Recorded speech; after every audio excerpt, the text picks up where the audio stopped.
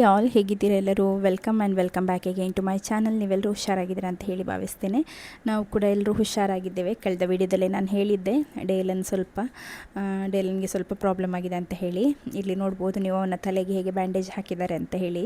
ಇದು ಹೇಗಾಯಿತು, ಏನಾಯಿತು, ಯಾಕೆ ಆಯಿತು ಎಲ್ಲದನ್ನು ಕೂಡ ನಾನು ಇದೇ ವಿಡಿಯೋದಲ್ಲಿ ಎಕ್ಸ್ಪ್ಲೈನ್ ಮಾಡ್ತೇನೆ. ನನಗೆ ಗೊತ್ತಿಲ್ಲ, ಯೂಟ್ಯೂಬ್ ಪಾಲಿಸಿ ಪ್ರಕಾರ ಮಕ್ಕಳಿಗೆ ಇಂಜುರಿ ಆಗಿರೋಂಥದ್ದಿರ್ಬೋದು ಅಥವಾ ಮಕ್ಕಳ ಬಗ್ಗೆ ನೆಗ್ಲಿಜೆನ್ಸ್ ಅಂತೆಲ್ಲ ಹೇಳಿ ಮೇ ಬಿ ಕಾಂಟೆಂಟ್ ರಿಮೂವ್ ಮಾಡಿದರೆ ಕೆಲವೊಮ್ಮೆ ನಿಮಗೆ ಕಾಮೆಂಟ್ ಎಲ್ಲ ಹಾಕಲಿಕ್ಕೆ ಆಗಲಿಕ್ಕಿಲ್ಲ ಅಥವಾ ವಿಡಿಯೋನೇ ಡಿಲೀಟ್ ಮಾಡ್ತಾರೆ. ಗೊತ್ತಿಲ್ಲ ಹೇಗಾಗ್ತದೆ ಅಂತ ಹೇಳಿ. ನಾನು ಅಪ್ಲೋಡ್ ಮಾಡೋದನ್ನು ಮಾಡ್ತೇನೆ. ಒಂದು ಅವೇರ್ನೆಸ್ ವಿಡಿಯೋ ರೀತಿಯಲ್ಲಿ ಕೂಡ ಇರ್ತದೆ. ಯಾಕೆಂತ ಹೇಳಿದರೆ ಹೆಡ್ ಇಂಜುರಿ ಆದಾಗ ಏನು ಮಾಡಬೇಕು, ಫಸ್ಟ್ ಸ್ಟೆಪ್ ಏನಿರಬೇಕು ಅದರ ಬಗ್ಗೆ ಎಲ್ಲ ನಾನು ಇದರಲ್ಲಿ ಇನ್ಕ್ಲೂಡ್ ಮಾಡಲಿಕ್ಕಿದ್ದೇನೆ. ಇಲ್ಲಿ ಇದು ನೆಕ್ಸ್ಟ್ ಡೇ ಮಾರ್ನಿಂಗ್ ಡೇಲನ್ ಬ್ರೇಕ್ಫಾಸ್ಟ್ ತಿಂತಾ ಇದ್ದಾನೆ. ಇವತ್ತು ಸಂಡೇ. ಮನೆಯಲ್ಲಿ ಮಾವ ಮತ್ತು ಹಸ್ಬೆಂಡ್, ಅತ್ತೆ ಇರಲಿಲ್ಲ. ಕ್ರಿಸ್ಮಸ್ ಟೈಮ್ನಲ್ಲಿ ಅವರು ಕ್ರಿಸ್ಮಸ್ಸಿಗೆ ಮುಂಚೆ ಮಗಳ ಮನೆಗೆ ಹೋಗಿದ್ದಾರೆ. ಹಾಗೆ ಮಾವ ಇದ್ದಾರೆ. ಮಾವ ಮತ್ತು ನನ್ನ ಹಸ್ಬೆಂಡ್ ಇದಕ್ಕೆ ಹೋಗಿದ್ದಾರೆ, ಚರ್ಚಿಗೆ ಪೂಜೆಗೆ ಹೋಗಿದ್ದಾರೆ. ಇದು ನಿನ್ನೆ ಸೋಫಾದು ಕವರಲ್ಲಿ ಎಲ್ಲ ಬ್ಲಡ್ ಆಗಿತ್ತು. ಹಾಗೆ ಅದು ಅಲ್ಲಲ್ಲಿ ಡಾಟ್ಸ್ ಇದನ್ನೆಲ್ಲ ಇನ್ನು ಇವತ್ತು ಕ್ಲೀನ್ ಮಾಡಬೇಕು. ನಿನ್ನೆ ನೈಟ್ ನಾನು ಸೋಫಾ ಕವರನ್ನೆಲ್ಲ ತೆಗೆದು ವಾಷಿಂಗಿಗೆ ಅಂತ ಹೇಳಿ ಲಿಕ್ವಿಡಲ್ಲಿ ಹಾಕಿ ನೆನೆಸಿ ಇಟ್ಟಿದ್ದೆ. ಇಲ್ಲಿ ನಾನು ಬಂದು ಡೇಲನ್ ಹತ್ರ ಮಾತಾಡ್ತಾ ಇರುವಾಗ ಇಲ್ಲಿ ಹಾಲು ಉಕ್ಕಲಿಕ್ಕೆ ಸ್ಟಾರ್ಟ್ ಆಯಿತು. ಸೌಂಡ್ ಗೊತ್ತಾಯಿತು. ಇಲ್ಲಿ ಇನ್ನೊಂದು ಕೆಲಸ ರೆಡಿಯಾಗಿದೆ ನನಗೆ. ಸಂಡೇ ಬೆಳಿಗ್ಗೆ ಇವತ್ತು ಸ್ವಲ್ಪ ಹೊತ್ತು ನಾನು ಇಲ್ಲೇ ನಿಂತ್ಕೊಂಡಿದ್ದೆ. ಆದರೆ ಆಗ ಸ್ವಲ್ಪ ಕೂಡ ಮೂಮೆಂಟ್ ಇರಲಿಲ್ಲ. ಸ್ವಲ್ಪ ಹೊತ್ತಿಗೆ ಬಿಟ್ಟು ಹೋದ ಕೂಡಲೇ ಹಾಲು ಉಕ್ಕಿ ಬಂದಿದೆ. ಹಾಲಷ್ಟು ಮೋಸ ಮಾಡುವವರು ನಮಗೆ ಯಾರೂ ಇರಲಿಕ್ಕಿಲ್ಲ ಅಲ್ವಾ? ನನ್ನ ಕಿಚನ್ನಲ್ಲಿ ಕೆಲಸ ಮಾಡುವ ಲೇಡೀಸಿಗೆ ರಿಲೇಟಬಲ್ ಇರ್ಬೋದು. ಹಾಗೆ ಯಾರಾದರೂ ಫಸ್ಟ್ ಟೈಮ್ ನನ್ನ ಚಾನಲ್ನಲ್ಲಿ ವೀಡಿಯೋನ ನೋಡ್ತಾ ಇದ್ದೀರಾ ಆದರೆ ನಿಮಗೆ ವೆಲ್ಕಮ್ ಟು ಮೈ ಚಾನಲ್. ನನ್ನ ವೀಡಿಯೋಸ್ ನಿಮಗೆ ಇಷ್ಟ ಆಗ್ತದೆ ಆದರೆ ಲೈಕ್ ಮಾಡಿ, ಸಬ್ಸ್ಕ್ರೈಬ್ ಆಗೋದನ್ನು ಮರಿಬೇಡಿ. ಹಾಗೂ ಏನಾದರೂ ಒಂದು ಕಾಮೆಂಟನ್ನು ಹಾಕಿ ಆಯಿತಾ. ನಾನು ಓದಿದ ಕೂಡಲೇ ನಿಮ್ಮ ಕಾಮೆಂಟನ್ನು ಲೈಕ್ ಮಾಡ್ತೇನೆ. ಪಾಸಿಬಲ್ ಆದರೆ ರಿಪ್ಲೈ ಮಾಡ್ತೇನೆ. ನಾನು ತುಂಬ ಬ್ಯುಸಿ ಇರೋದ್ರಿಂದ ರಿಪ್ಲೈ ಮಾಡಲಿಕ್ಕೆ ಟೈಮ್ ಸಾಕಾಗೋದಿಲ್ಲ. ಎಲ್ಲರಿಗೆ ಗೊತ್ತಾಗ್ತದೆ ಅಂತ ಹೇಳಿ ಅಂದ್ಕೊಳ್ತೇನೆ. ಮತ್ತು ನ್ಯೂ ಇಯರಿಗೆ ಎಲ್ರಿಗೂ ಕೂಡ ಹ್ಯಾಪಿ ನ್ಯೂ ಇಯರ್ ಈಗಲೇ ವಿಶ್ ಮಾಡಿಬಿಡ್ತೇನೆ. ಇಲ್ಲಿ ನಾನು ಡಿಸೈನೋದ ಪಾಸ್ತಾವನ್ನು ಹೇಗೆ ಬಾಯ್ಲ್ ಮಾಡೋದು ಅಂತ ಹೇಳಿ ತೋರಿಸ್ತಾ ಇದ್ದೇನೆ. ಇಲ್ಲಿ ನಾನು ಡಿಸೈನೋದ ಡ್ಯೂರಮ್ ವೀಟ್ ಪಾಸ್ತಾವನ್ನು ಯೂಸ್ ಮಾಡ್ತಾ ಇದ್ದೇನೆ. ಇದು ಡ್ಯೂರಮ್ ವೀಟಿಂದ ಮಾಡಿರೋದಾಗಿರೋದ್ರಿಂದ ಯಾರಿಗೆ ಬೇಕಾದರೂ ಕನ್ಸ್ಯೂಮ್ ಮಾಡ್ಬೋದು. ಮಕ್ಕಳಿಗೆ, ದೊಡ್ಡವರಿಗೆ ಎಲ್ಲರಿಗೆ ಕೂಡ ಆಗ್ತದೆ ಕನ್ಸ್ಯೂಮ್ ಮಾಡಲಿಕ್ಕೆ. ನಾನಿಲ್ಲಿ ಒಂದು ಸ್ವಲ್ಪವನ್ನು ಮಾತ್ರ ಬೇಯಲಿಕ್ಕೆ ಅಂತ ಹೇಳಿ ಹಾಕ್ತಾ ಇದ್ದೇನೆ. ಇದಕ್ಕೆ ಸ್ವಲ್ಪ ಉಪ್ಪನ್ನು ಹಾಕಿ ಒಂದು 10 to 15 ಮಿನಿಟ್ಸ್ ಒಳಗೆ ಬಾಯ್ಲ್ ಮಾಡಿದರೆ ಆಯಿತು. ನಮಗೆ ಬಾಯ್ಲ್ ಆದ ಪಾಸ್ತಾ ರೆಡಿಯಾಗಿ ಸಿಗ್ತದೆ. ಇದರಲ್ಲಿ ಯಾವುದೇ ರೀತಿಯಾದಂತಹ ಆರ್ಟಿಫಿಷಿಯಲ್ ಫ್ಲೇವರ್ಸ್, ಕಲರ್ಸ್, ಪ್ರಿಸರ್ವೇಟಿವ್ಸ್ ಏನು ಕೂಡ ಇಲ್ಲ. ಹಾಗೆ ಇದು 100% ವೆಜಿಟೇರಿಯನ್ ಕೂಡ. ಯಾವುದೇ ಕೊಲೆಸ್ಟ್ರಾಲ್ ಆಗಿರ್ಬೋದು, ಟ್ರಾನ್ಸ್ಫ್ಯಾಟ್ ಆಗಿರ್ಬೋದು ಏನು ಕೂಡ ಇರೋದಿಲ್ಲ ಇದರಲ್ಲಿ. ಇದನ್ನು ಪರ್ಚೇಸ್ ಮಾಡಲಿಕ್ಕಿರುವ ಲಿಂಕನ್ನು ನಾನು ಡಿಸ್ಕ್ರಿಪ್ಷನ್ ಬಾಕ್ಸ್ನಲ್ಲಿ ಕೊಟ್ಟಿರ್ತೇನೆ. ಅಲ್ಲಿಂದ ನೀವು ಪರ್ಚೇಸ್ ಮಾಡ್ಕೊಳ್ಬೋದು. ಹಾಗೆ ಇದರ ರೆಸಿಪೀಸ್ ಆಲ್ರೆಡಿ ನಾನು ಅಪ್ಲೋಡ್ ಮಾಡಿದ್ದೇನೆ. ಅದರ ಐ ಕಾರ್ಡಲ್ಲಿ ಲಿಂಕನ್ನು ಕೊಟ್ಟಿರ್ತೇನೆ. ಅಲ್ಲಿಂದ ನೀವು ರೆಸಿಪೀಸನ್ನು ಕೂಡ ಚೆಕ್ ಮಾಡ್ಬೋದು. ಇಲ್ಲಿ ನನಗೆ ಬ್ರೇಕ್ಫಾಸ್ಟಿಗೆ ಅಂತ ಹೇಳಿ ನಾನಿಲ್ಲಿ 2 ಎಗ್ಗಿದು ಸಿಂಪಲ್ ಆಮ್ಲೆಟ್ ರೀತಿಯಲ್ಲಿ ಮಾಡ್ತಾ ಇದ್ದೇನೆ. ಆಲ್ರೆಡಿ ಇವಾಗ ಲೇಟ್ ಆಗಿದೆ ನನಗೆ. ಅಂದರೆ ಬೆಳಿಗ್ಗೆ ಏನು ಮಾಡಲಿಕ್ಕೆ ಸಹ, ಅಂದರೆ ಚಿಕ್ಕ ಮಗು ಮತ್ತು ಡೇಲನ್ ಇಬ್ಬರು ಅಲ್ಲೇ ಕೂತ್ಕೊಂಡಿದ್ದಾರೆ. ಹಾಗೆ ಚಿಕ್ಕ ಒಂದು ಸ್ವಲ್ಪ ಕಿರಿಕಿರಿ ಮಾಡ್ತಾಯಿದ್ದೆ, ಹಾಗೆ ಬ್ರೇಕ್ಫಾಸ್ಟ್ ಮಾಡೋದಾ ಬೇಡವಾ ಅಂತ ಹೇಳಿ. ನೆನ್ನೆನೇ ಹಸ್ಬೆಂಡ್ ಬ್ರೆಡ್ಡನ್ನು ತಗೊಂಡು ಬಂದಿದ್ದರು. ಹಾಗೆ ಬ್ರೆಡ್ಡನ್ನೇ ತಿಂತಾ ಇದ್ದೇನೆ ನಾನು ಕೂಡ. ಡೇಲನಿಗೆ ಸಹ ಬ್ರೆಡ್ಡನ್ನೇ ಕೊಟ್ಟಿದ್ದು. ಅವನಿಗೆ ಬ್ರೆಡ್ ಇಷ್ಟ ಆಗ್ತದೆ. ಹಾಗೆ ವೀಕ್ಲಿ ಒನ್ಸ್ ಅವರು ಬ್ರೆಡ್ಡನ್ನು ತಿಂತಾರೆ. ಸ್ಪೆಷಲಿ ಸಂಡೇ ಬ್ರೆಡ್ಡನ್ನೇ ತಿನ್ನುವಂಥದ್ದು. ಹಾಗೆ ನಾನು ಕೂಡ ಬ್ರೇಕ್ಫಾಸ್ಟ್ ಎಲ್ಲ ಮಾಡಿ ಈ ಚಿಕನ್ ಇವತ್ತು ಡ್ರೈ ಮಾಡುವ ಅಂತ ಹೇಳಿ, ಅಂದರೆ ಸ್ವಲ್ಪ ಸೆಮಿ ಗ್ರೇವಿ ರೀತಿಯಲ್ಲಿ ಮಾಡುವ ಅಂತ ಹೇಳಿ. ಯಾಕೆಂದರೆ ಇವತ್ತು ಹಸ್ಬೆಂಡಿಗೆ ಮತ್ತು ಮಾವನಿಗೆ ಇಬ್ಬರಿಗೂ ಕೂಡ ಫಂಕ್ಷನಿಗೆ ಹೋಗಲಿಕ್ಕಿದೆ. ಮಧ್ಯಾಹ್ನ ಊಟಕ್ಕೆ ನಾನು ಮಾತ್ರ, ಸಂಜೆ ಊಟಕ್ಕೆ ಮಾವ ಮತ್ತು ನಾನು. ಹಸ್ಬೆಂಡಿಗೆ ಅಗೇನ್ ಫಂಕ್ಷನ್ ಇದೆ, ಹಾಗಾಗಿ ಅವರಿಬ್ಬರು ಇರೋದಿಲ್ಲ. ಹಾಗೆ ನಾನು ಆ ರೀತಿಯಲ್ಲಿ ಕ್ಯಾಲ್ಕುಲೇಟ್ ಮಾಡಿ ಇದರಲ್ಲಿ ಸ್ವಲ್ಪ ಜಾಸ್ತಿ ಮಾಡಿದರೆ, ಚಿಕನ್ 1 kg ಮಾಡಿದರೆ ಸ್ವಲ್ಪ ತೆಗೆದಿಟ್ಟು ನಾಳೆಗೆ ಯೂಸ್ ಮಾಡೋದು ಅಂತ ಹೇಳಿ. ಯಾಕೆಂದರೆ ನನಗೆ ಇವಾಗ ಅತ್ತೆ ಇಲ್ಲದೇ ಇರೋದ್ರಿಂದ 2 ದಿನಕ್ಕೊಮ್ಮೆ ಹಾಗೆ ನಾನು ಕುಕ್ ಮಾಡಿ ಇಡುವಂಥದ್ದು. ಅಂದರೆ ಇವತ್ತು ಕುಕ್ ಮಾಡಿದರೆ ಇವತ್ತಿಗೆ ನಾಳೆಗೆ ಸೇಮ್ ಡಿಶನ್ನು ನಾನು ಯೂಸ್ ಮಾಡೋದು. ಯಾಕಂದರೆ ಕಷ್ಟ ಆಗ್ತದೆ ಮಕ್ಕಳನ್ನ ನೋಡಿಕೊಂಡು ಮಾಡೋದು ಅಂತ ಹೇಳುವಂಥದ್ದು. ಹಾಗೆ ಇವಾಗ ನಾನು ಚಿಕನ್ ಸುಕ್ಕಾಗಿ ಏನೆಲ್ಲ ಬೇಕು ಅದನ್ನೆಲ್ಲ ರೆಡಿ ಮಾಡ್ತಾ ಇದ್ದೇನೆ. ಚಿಕನ್ ಸುಕ್ಕ ಅಂತ ಹೇಳಿದರೆ ಬಾಫತ್ ಪೌಡರ್ ಹಾಕಿ ಮಾಡುವಂಥದ್ದು ಅಷ್ಟೇ. ಸಿಂಪಲ್ ಈರುಳ್ಳಿ, ಟೊಮೆಟೊ ಅದೆಲ್ಲ ಹಾಕಿ ಮಾಡ್ತಾರಲ್ಲ, ಅದನ್ನೇ ಮಾಡ್ತಾ ಇರುವಂಥದ್ದು. ಹಾಗೆ ನಾನು ಈರುಳ್ಳಿ ಎಲ್ಲ ಕ್ಲೀನ್ ಮಾಡುವಷ್ಟರಲ್ಲಿ ಹಸ್ಬೆಂಡ್ ಕೂಡ ಬಂದಿದ್ದಾರೆ. ನಾನು ಅವರಿಗೆ ಏನೆಲ್ಲ ಬೇಕು ಅಂತ ಹೇಳಿ ಐಟಮ್ಸ್ ಅದರ ಚೀಟನ್ನೆಲ್ಲ ಕಳಿಸಿದ್ದೆ. ನಾನಿಲ್ಲಿ ಯಾರ ಹತ್ರ ಮಾತಾಡ್ತಾ ಇದ್ದೀನಿ ಅಂತ ಹೇಳಿ ನಿಮಗೆ ಡೌಟ್ ಆಗ್ಬೋದು. ನಮ್ಮ ಹೌಸ್ ಹೆಲ್ಪ್ ಬಂದಿದ್ದಾರೆ, ಅವರು ಆಚೆ ಇದ್ದಾರೆ, ಅವ್ರ ಹತ್ರ ಮಾತಾಡ್ತಾ ಇರುವಂಥದ್ದು ನಾನು. ಹಾಗೆ ನಿನ್ನೆ ರಾತ್ರಿ ನಾವು ಮನೆಗೆ ಹಿಂದೆ ಬರುವಾಗ, ನೆನ್ನೆ ಡೇಲನ್ ಬಿದ್ದಿದ್ದಲ್ಲ, ಹಾಗೆ ನಾವು ಹಿಂದೆ ಬರುವಾಗ ತುಂಬ ಲೇಟಾಗಿತ್ತು, ಒಂದು 10:30 ಆಗಿತ್ತು. ಹಾಗೆ ನಾವು ಊಟ ಎಲ್ಲ ಆಗುವಾಗ 10:30 11 ಗಂಟೆ ಆಗಿದೆ.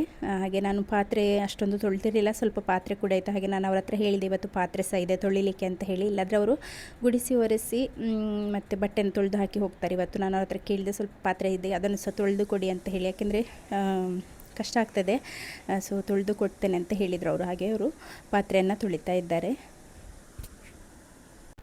ಇವಾಗ ನಾನು ಡೇಲನ್ಗೆ ಆ್ಯಕ್ಚುಲಿ ಆದದ್ದೇನು ಅಂತ ಹೇಳ್ತೇನೆ. ನಿನ್ನೆ ಸಂಜೆ ಯಾವಾಗಲೂ ಮಾಡುವ ರೀತಿಯಲ್ಲೇ ನಾನು ನನ್ನ ಸಂಜೆ ಕೆಲಸಗಳನ್ನೆಲ್ಲ ಆದ ನಂತರ ನನಗೆ ಬಾತ್ರೂಮ್ ತೊಳಿಲಿಕ್ಕಿತ್ತು. ಹಾಗೆ ನಾನು ಬಿಸಿ ನೀರಿನ ಒಂದು ಟಬ್ಬಲ್ಲಿ ನೀರನ್ನು ಹಾಕಿ ಬಿಸಿ ನೀರಲ್ಲಿ ಅವನನ್ನು ಕುತ್ಕೊಳಿಸಿ ಆಟಾಡಲಿಕ್ಕೆ ಅಂತ ಹೇಳಿಬಿಟ್ಟು ಬಾತ್ರೂಮ್ ಎಲ್ಲ ವಾಶ್ ಮಾಡಿದೆ. ಬಾತ್ರೂಮ್ ವಾಶ್ ಮಾಡಿ ನಂದು ಸ್ನಾನ ಆಲ್ರೆಡಿ ಆಗಿತ್ತು.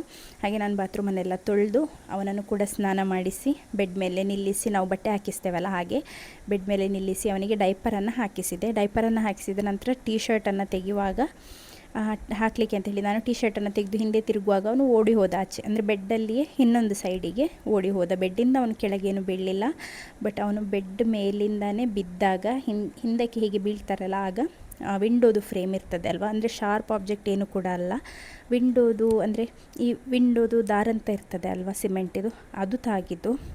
ಎಷ್ಟು ಜೋರು ಸೌಂಡ್ ಆಯಿತು ಅಂತ ಹೇಳಿದರೆ ನನಗೆ ಒಂದು ಮೊಮೆಂಟಿಗೆ ಅನ್ನಿಸ್ತು, ಈಗ ನಗಾಡ್ತಾ ಓಡಿ ಸುಮ್ಮನೆ ಜಂಪ್ ಮಾಡಿ ಬಿದ್ದದ್ದು. ಯಾವಾಗಲೂ ಬೀಳ್ತಾನೆ, ಅದಕ್ಕಿಂತ ಎತ್ತರದಿಂದ ಬಿದ್ದಿದ್ದಾನೆ, ಎಲ್ಲೆಲ್ಲಿಂದನೂ ಬಿದ್ದಿದ್ದಾನೆ. ಅವನಿಗೆ ಇಷ್ಟರವರೆಗೆ ಏನಾಗಲಿಲ್ಲ, ಎಷ್ಟು ತಾಗಿದೆ ಏನಾಗಲಿಲ್ಲ. ಬಟ್ ಬೆಡ್ಡಲ್ಲಿ ಕೂತು ಚಿಕ್ಕ ಡಿಸ್ಟೆನ್ಸಲ್ಲಿ 1 ಫೀಟ್ ಕೂಡ ಇಲ್ಲ, ಅಷ್ಟೇ ಡಿಸ್ಟೆನ್ಸಲ್ಲಿ ಅವನು ಬಿದ್ದು ತಲೆ ಜೋರು ಬ್ಯಾಂಗ್ ಆಯಿತು. ನನಗೆ ಅದರದ್ದು ಸೌಂಡ್ ಟಪ್ ಅಂತ ಹೇಳಿ ಸೌಂಡ್ ಬಂದಾಗೆ ಆಯಿತು. ನನಗೆ ಸಡನ್ ಒಂದು ಡೌಟ್, ಅಂದರೆ ಆ ಒಂದು ಫ್ರ್ಯಾಕ್ಷನ್ ಆಫ್ ಸೆಕೆಂಡಲ್ಲಿ ನನಗೆ ಡೌಟ್ ಆಯಿತು, ತಲೆಗೆ ಏನಾದರೂ ಇಂಜುರಿ ಆಗಿರಬಹುದು ಅಂತ ಹೇಳಿ.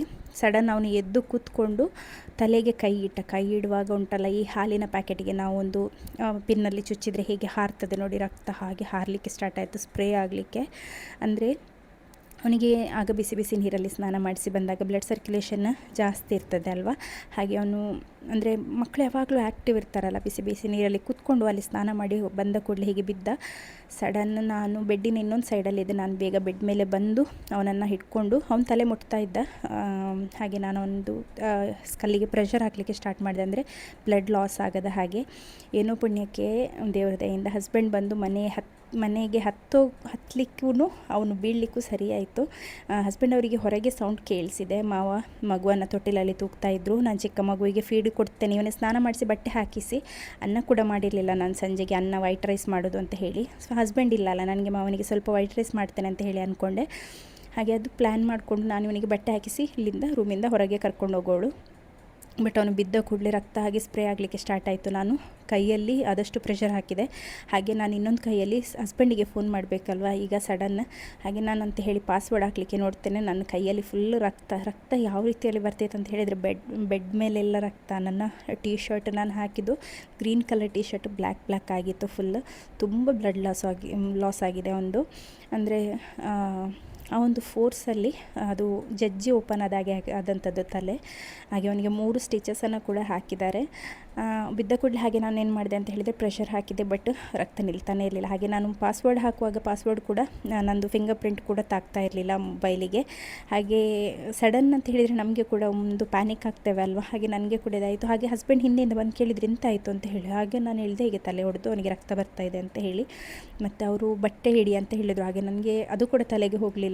ಆ ಒಂದು ಮೊಮೆಂಟಲ್ಲಿ ಕೈಯಲ್ಲಿ ಒತ್ತಿ ಹಿಡ್ಕೊಳ್ತಾ ಇದ್ದೆ ನಾನು. ಆಮೇಲೆ ನಾನೊಂದು ಬಟ್ಟೆಯನ್ನು ಹಾಕಿ ಹಿಡ್ಕೊಂಡೆ. ಆ ಬಟ್ಟೆ ನಿಮಗೆ ತೋರಿಸ್ತೇನೆ ಮತ್ತೆ ನಾನು.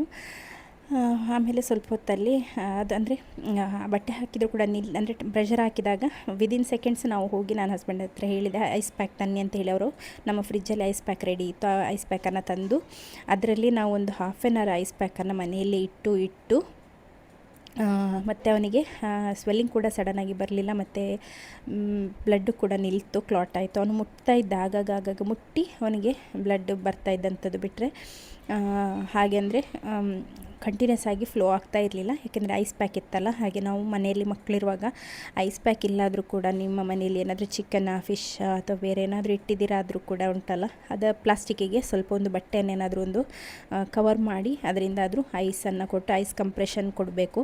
ಮಕ್ಕಳು ಎಲ್ಲಿ ಬಿದ್ದರೂ ಏನಾದರೂ ಕೂಡ ಅವರಿಗೆ ಐಸ್ ಕಂಪ್ರೆಷನನ್ನು ಕೊಡಬೇಕು. ಆವಾಗ ಆದಷ್ಟು ಬ್ಲೀಡಿಂಗನ್ನು ಕಡಿಮೆ ಮಾಡ್ಬೋದು. ಇದು ಮನೆಯಿಂದ ಬರುವಾಗ ನಾವು ಬೇರೆ ಡ್ರೆಸ್ ಹಾಕಿ ಬಂದಂಥದ್ದು. ನನ್ನ ಮುಖಕ್ಕೆ ಎಲ್ಲ ಕಡೆ ಬ್ಲಡ್ ಇತ್ತು, ಮೈಗೆ, ಡ್ರೆಸ್ಸಿಗೆ ಎಲ್ಲ ಕಡೆ. ಯಾಕೆಂದರೆ ಅವನು ಒದ್ದಾಡ್ತಾ ಇದ್ದ, ಅವನಿಗೆ ಅಂದರೆ ನೋವು ಆಗ್ತಾಯಿತ್ತು.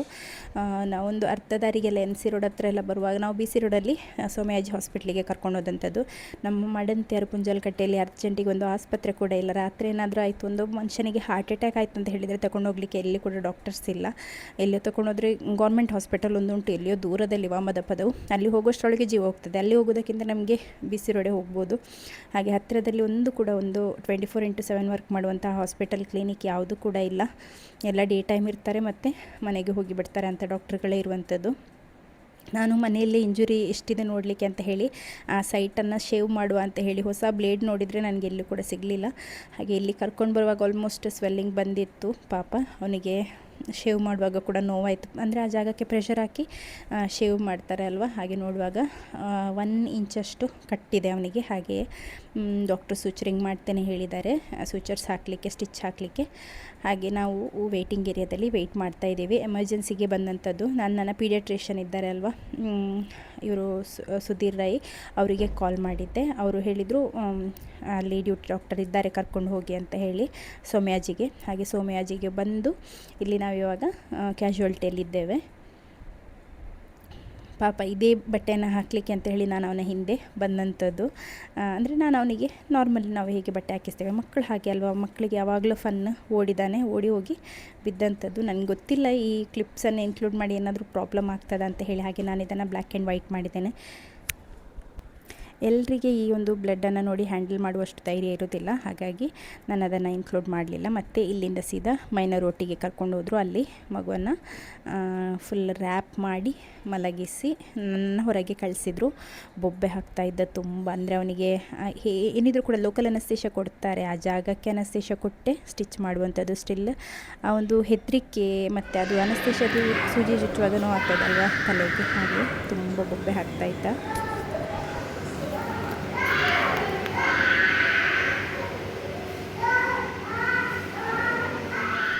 ಎಷ್ಟು ಜಾಗ್ರತೆ ಮಾಡೋದು, ಅಂಗೈಯಲ್ಲಿ ಇಟ್ಕೊಂಡು ನೋಡಿದರೂ ಸಹ ಉಂಟಲ್ಲ, ಪೋಖ್ರಿ ಇರುವ ಮಕ್ಕಳಿಗೆ ಏನು ಮಾಡಲಿಕ್ಕಾಗೋದಿಲ್ಲ. ಇಷ್ಟೇ ಆದಂಥದ್ದು ಪುಣ್ಯ ಅಂತ ಹೇಳಬೇಕು, ಬೇರೆ ಏನೂ ಆಗಲಿಲ್ಲ ಅಲ್ಲ. ಮತ್ತು ಅಂದರೆ ನಾವು ಮಾನಿಟರ್ ಮಾಡ್ತಾನಿದ್ವಿ. ನಾನೊಂದು 24 hours ತನಕ ಅವನನ್ನು ಮಾನಿಟರ್ ಮಾಡಿದ್ದೇನೆ.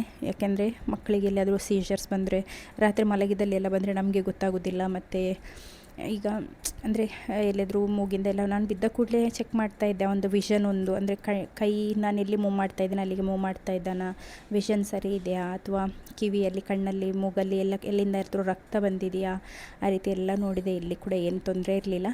ಜಸ್ಟ್ ಅವನಿಗೆ ಹೆಡ್ ಬ್ಯಾಂಗ್ ಆಗಿ ಒಂದು ಗಾಯ ಆದಂಥದ್ದು ಅಷ್ಟೇ, ಬೇರೆ ಏನು ಕೂಡ ಮೇಜರ್ ಇಂಜುರೀಸ್ ಏನು ಕೂಡ ಇರಲಿಲ್ಲ.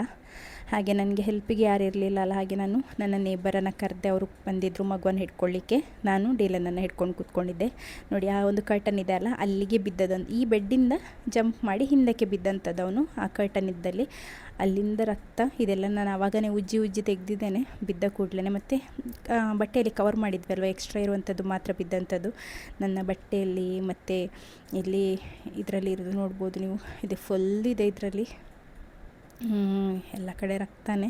ಈ ರೀತಿದು ಇನ್ನೊಂದು ಬಟ್ಟೆ ಇತ್ತು, ಅದರಲ್ಲಿ ಇದಕ್ಕಿಂತ ಜಾಸ್ತಿ ಇದೆ. ಹಾಗೆ ನಾನು ಅದನ್ನು ತೋರಿಸ್ತಾ ಇಲ್ಲ. ನೋಡಿ ಈ ರೀತಿಯಲ್ಲಿ ಫುಲ್ ಬ್ಲಡ್. ನನ್ನ ಶರ್ಟಿಗೆ ಕೂಡ ಹಾಗೆಯೇ ತುಂಬ ಅಂದರೆ ತುಂಬ ಬ್ಲಡ್ ಹೋಗಿದೆ. ಅದೇ ಅಂದರೆ ಆ ಒಂದು ಫೋರ್ಸಲ್ಲಿ ರಕ್ತ ಬರುವಾಗ ಸಡನ್ನಾಗಿ ಕಂಟ್ರೋಲ್ ಆಗೋದಿಲ್ಲ. ಹಾಗಾಗಿ ಐಸ್ ಪ್ಯಾಕ್ ಇಡಬೇಕು. ಐಸ್ ಪ್ಯಾಕನ್ನು ಇಟ್ಟು ಕಂಟ್ರೋಲ್ ಆಯಿತು. ಅದಾದ ನಂತರ ಸ್ವಲ್ಪ ಹೊತ್ತಲ್ಲಿ ಪುನಃ ಅವನಿಗೇನೋ ಕೋಪ ಬಂತು ಅಂತ ಹೇಳಿ ಪುನಃ ಸೋಫಾದಲ್ಲಿ ಒದ್ದಾಡಿದ. ಹಾಗೆ ಸೋಫಾಗೆ ಕೂಡ ರಕ್ತ ಆಯಿತು. ಮತ್ತು ನಾನು ಟಿಶ್ಯೂವನ್ನು ಒಂದು ಪ್ಯಾಕೆಟ್ ತಗೊಂಡು ಹೋಗಿದ್ದೆ ರಕ್ತ ಬರುವಾಗ ಹಿಡ್ಕೊಳ್ಳಿಕ್ಕೆ ಅಂತ ಹೇಳಿ. ಮತ್ತು ನನ್ನ ಆಲ್ರೆಡಿ ನಾವು ಫೇಸ್ ಟವಲ್ ಯೂಸ್ ಮಾಡ್ತೇವಲ್ಲ, ಅದನ್ನು ಕೂಡ ಪ್ರೆಸ್ ಮಾಡಿ ಹಿಡಿದಂಥದ್ದು. ಒಮ್ಮೆ ಅವನು ತುರಿಸಿಬಿಟ್ಟ ಕೈ ಹಾಕಿ ಕಾರಲ್ಲಿ ಹೋಗ್ತಾ ಇರುವಾಗ. ನಮಗೆ ಕೂಡ ಒಂದೇ ರೀತಿಯಲ್ಲಿ ಹಿಡಿಲಿಕ್ಕೆ ಆಗೋದಿಲ್ಲ ಅಲ್ಲ, ಮೈಗೆ ಹೊರಗಿದ್ರು ಕೂಡ ಆ ಒಂದು ತಲೆ ಭಾಗ ಎಲ್ಲಿ ತಾಗಿದ್ರು ಚೂರು ಮುಟ್ಟಿದ್ರು ರಕ್ತ ಬರ್ತಾಯಿತ್ತು. ಹಾಗೆ ಎಲ್ಲ ಕಡೆ ರಕ್ತನೇ.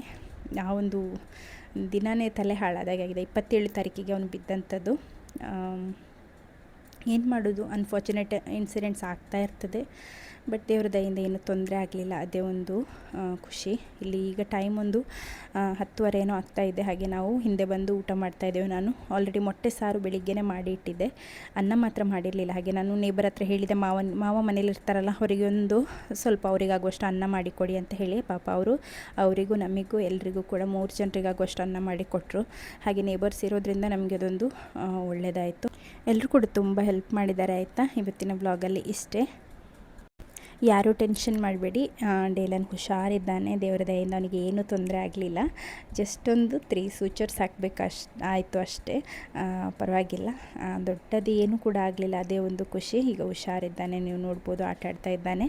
ಈ ಒಂದು ವ್ಲಾಗನ್ನು ನಾನು ನೆಕ್ಸ್ಟ್ ಅಪ್ಲೋಡ್ ಮಾಡ್ತೇನೆ, ಆಯಿತಾ. ಅಂದರೆ ಇದು ಆ್ಯಕ್ಚುಲಿ ಇದಕ್ಕಿಂತ ಮುಂಚೆ ಒಂದು ರೂಟೀನ್ ವ್ಲಾಗ್ ಶೂಟ್ ಮಾಡಿದೆ. ಬಟ್ ಈ ರೀತಿ ಒಂದು ನೆಗೆಟಿವ್ ಥಿಂಗ್ ಈ ಇಯರಿಗೆ ಎಂಡಾಗಲಿ ಅಂತ ಹೇಳಿ ನಾನು ನೆಕ್ಸ್ಟ್ ಇನ್ನು 2026ಇಂದ ಬೇರೆ ರೆಗ್ಯುಲರ್ ವ್ಲಾಗ್ಸನ್ನೇ ಅಪ್ಲೋಡ್ ಮಾಡ್ತೇನೆ. ಸೊ ಇವತ್ತಿನ ವ್ಲಾಗ್ ಇಷ್ಟ ಆದರೆ ಲೈಕ್ ಮಾಡಿ, ಕಾಮೆಂಟ್ ಮಾಡಿ ಹಾಗೂ ಸಬ್ಸ್ಕ್ರೈಬ್ ಮಾಡಿ. Okay, thank you.